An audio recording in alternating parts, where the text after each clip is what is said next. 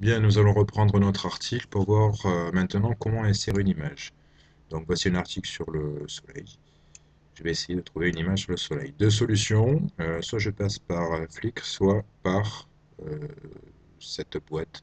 Nous verrons ça tout à l'heure. Donc on commence par Flickr. Alors ici, j'ai l'assurance ici que les images qui seront trouvées par ce moyen-là sont libres de droit, hein, pas de restriction connue. Donc ici, je vais taper soleil, chercher.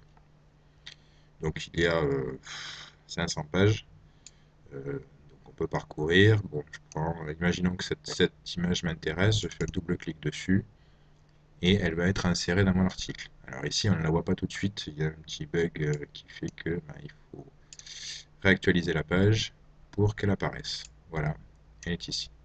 Ça c'est premier moyen. Deuxième solution, je vais laisser.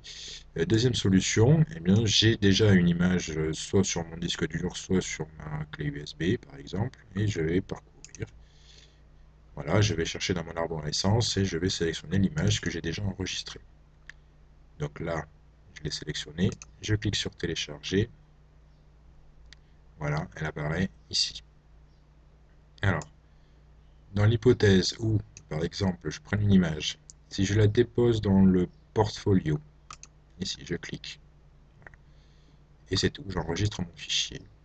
On va s'apercevoir que voilà, mon image est ici dans le portfolio. C'est-à-dire que euh, lorsque mon article va être publié en ligne, il y aura cette image qui se trouvera en dessous. On pourra cliquer dessus pour la voir en plus gros.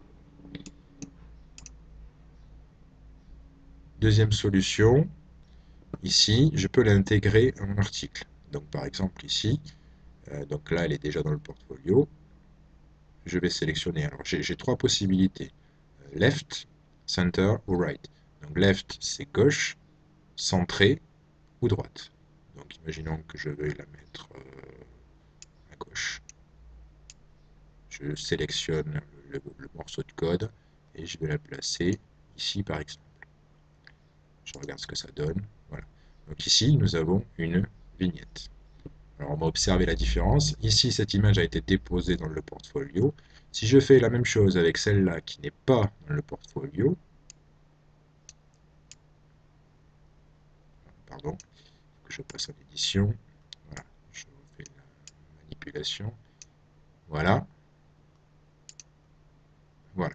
Alors ici, image déposée dans le portfolio apparaîtra sous forme de vignette. Si je clique dessus, elle va s'agrandir. Et ici, cette image a été déposée telle qu'elle, c'est-à-dire sans passer par le portfolio. Et là, elle est à sa taille normale. Voilà. Donc selon vos besoins, selon votre article, selon ce que vous voulez faire, eh bien, les deux solutions sont possibles. Si votre image est trop grosse, il vaut mieux passer par une vignette. Si elle est déjà suffisamment petite, vous pouvez l'insérer directement. Voilà. Alors, si on regarde ce que ça donne, j'enregistre ici. Voilà. Donc, si je clique dessus sur la petite vignette, apparaît l'image en grand. S'il y en a plusieurs, je clique ici et je vais passer sur la suivante. Ici, on ferme.